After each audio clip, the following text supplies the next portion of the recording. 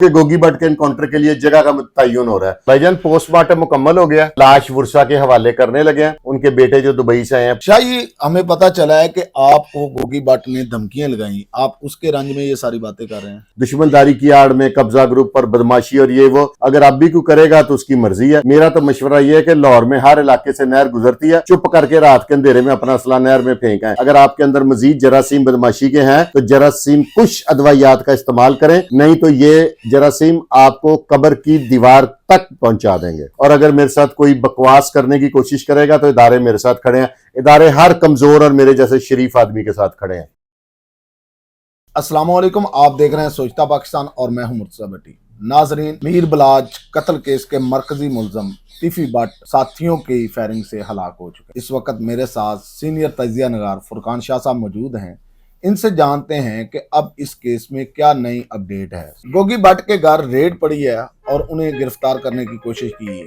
मेरे साथ इस वक्त senior crime analyst Syed Furqan Shah साहब मौजूद हैं। इनसे जानते हैं आया अब इस केस में क्या नई अपडेट है। अस्सलाम वालेकुम शाह जी। जी वालेकुम सलाम। भाईजान पोस्टमार्टम मुकम्मल हो गया जी, वह लाश वर्षा के हवाले करने लगे हैं।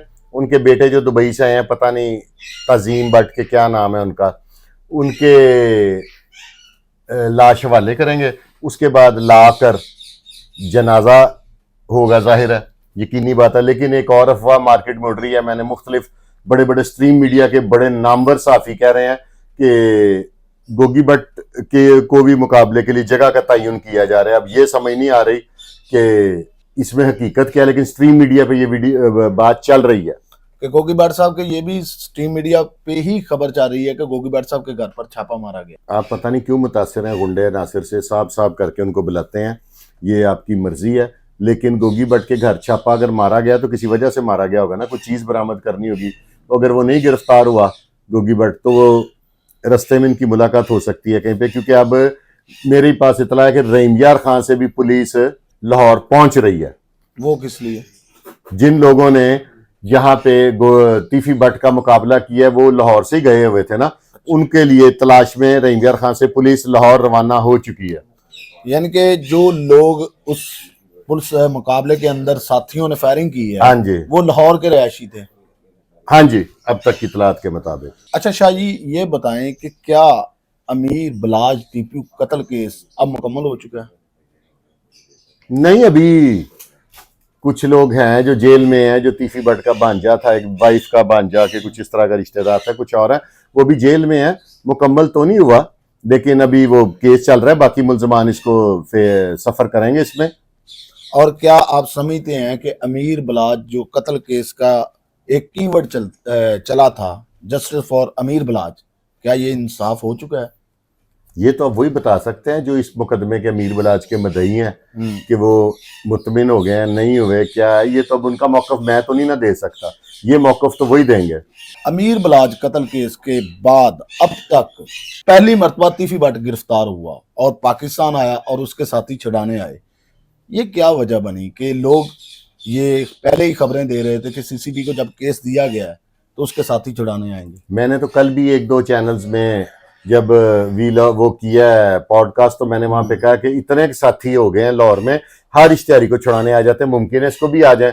तो वही मेरी बात सच निकल आई कि आगे छुड़ाने। लोग तो ये भी कह रहे थे कि तीफी भट्ट लाहौर नहीं लाया जा सकता। मैंने कहा था मेरे इदारे तगड़े हैं, वो लेके आएंगे, और वो ले आए। जी, यकीनन ये आप ही वाहिद शख्स थे जो कह रहे थे कि तीफी भट्ट को पाकिस्तान लाया जाएगा। बहुत सारे लोग ये कह रहे थे जब तीफी भट्ट की मर्जी होगी तब पाकिस्तान आएगा। अब चलेगी आपकी मर्जी। आपकी मर्जी से मुराद है सीसीडी की मर्जी। किसी क्रिमिनल की, किसी ताकतवर की, किसी दौलतमंद की, किसी साहिब इक़्तिदार की कोई मर्जी नहीं चलेगी।